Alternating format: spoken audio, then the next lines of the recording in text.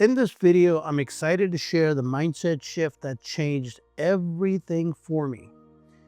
It skyrocketed my sales and made working in sales super fun. It starts with a simple mindset of I don't make sales, I make moments.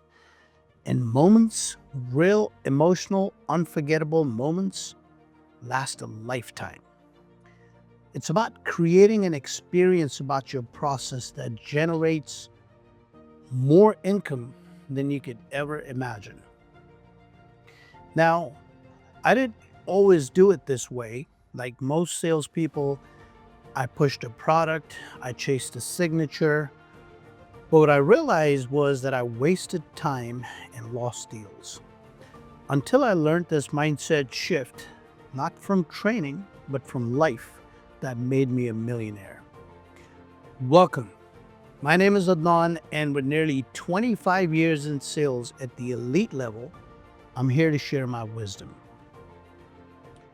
Speaking of making moments, I'll share a small story to explain my point. When I was a kid, my parents worked hard, long hours, 7 days a week. So after school, I'd ride my bike across the street to my grandparents' house. It was a small, simple home, but to me, it felt like magic. Every day, without fail, my grandmother would have something waiting. A warm meal, a cold dessert, and a smile that made you feel like the most important person on earth.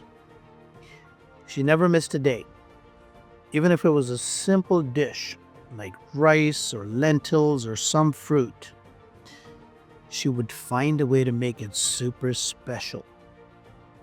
She would call me by my name in that soft voice of hers, kiss my forehead, and ask me about my day like it was the most important story in the world.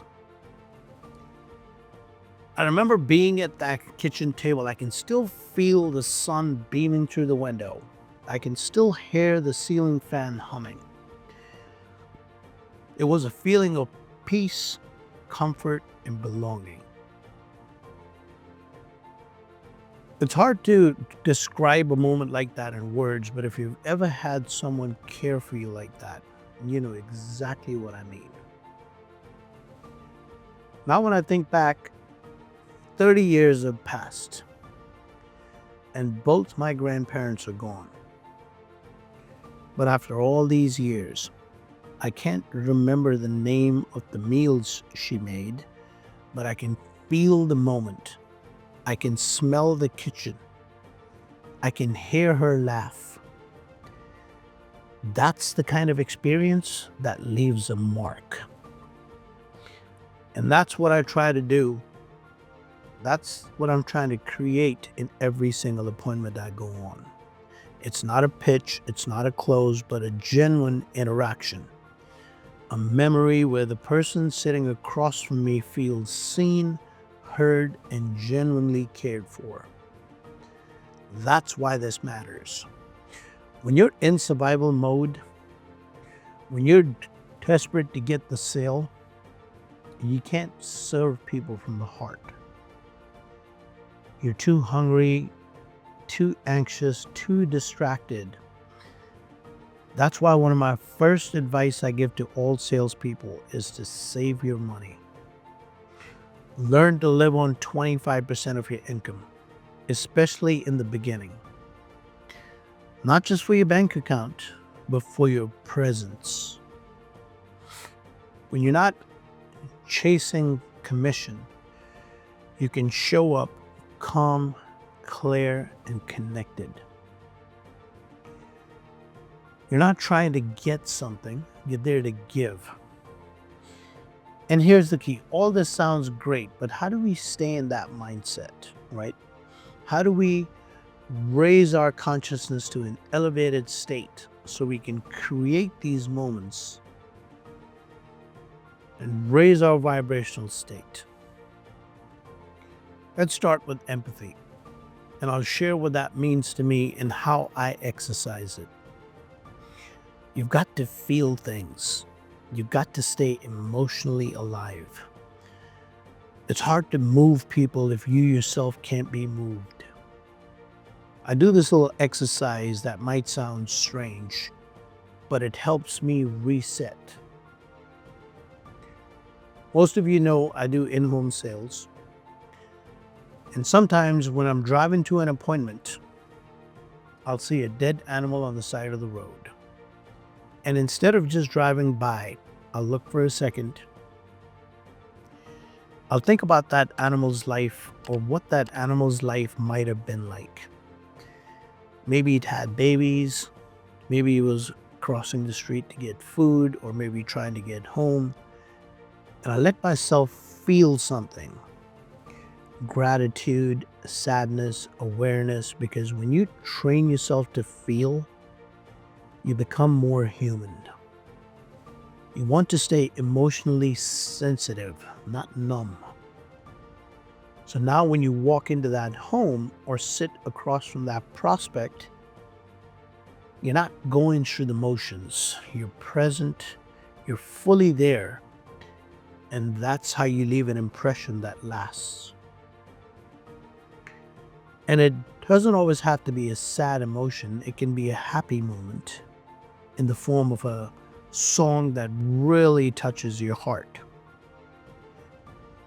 It's okay to be super sensitive to these things, as it can make you hyper aware of the small stuff.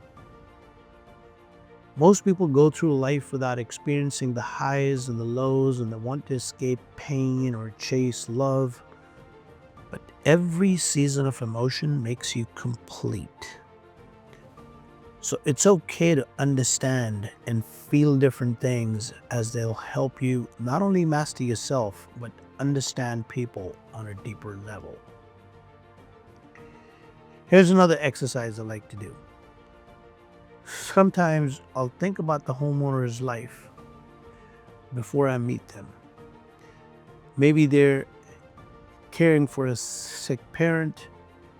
Maybe they lost a job. Maybe they're just tired.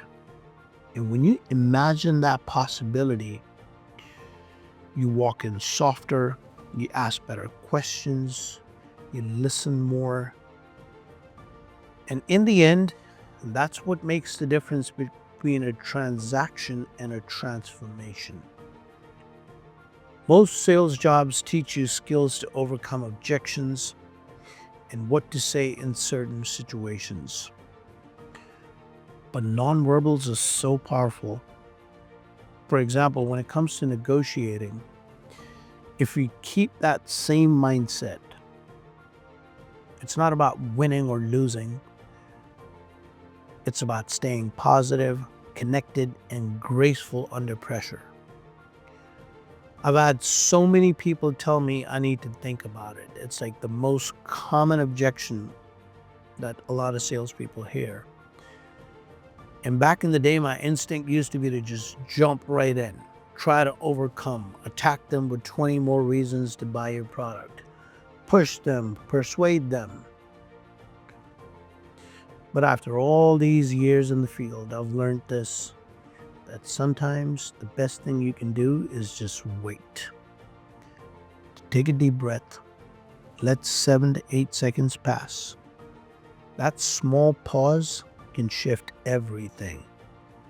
It gives them space, it shows respect, and it tells them, I'm here with you, not against you. That's presence, that's patience, that's power. And I'll tell you, one of the strongest negotiating moves I've ever used is silence. Not as a tactic, but as trust.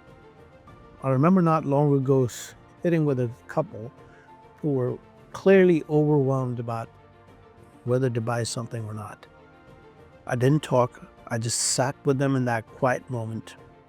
They both looked at each other, and finally the wife said, "You're the only one who's made us feel like we weren't being sold." That's the moment they decided to move forward with the project. As sales professionals, we should all try not to make sales. Instead, we should focus on solving a problem. Try not to push a product, but to create impact. Create space for trust to deliver an experience people don't forget. The kind that stays with them long after the contract is signed. The kind they remember when they tell stories about how someone made them feel safe, cared for, and understood. That's what I try to do.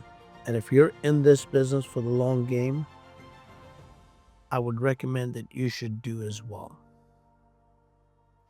If you enjoyed this content, you might enjoy this video right here that speaks on the importance of having mentors in your life. So let's go out there and make moments.